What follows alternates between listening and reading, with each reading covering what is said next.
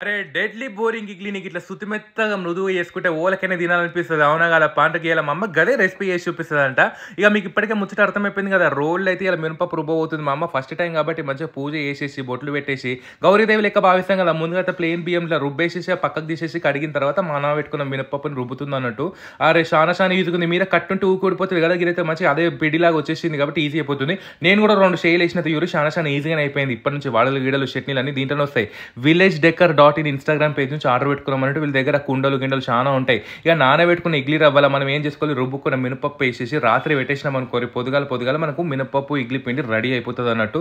చూపిస్తా ఎంత మంచిగా వంగిందో. ఇప్పటి నుంచి మన ఛానల్‌లో చట్నీలు, గిట్నీలు అన్నీ రుబ్బే చూపిస్తాములా ఎంత మంచిగుంటది కదా!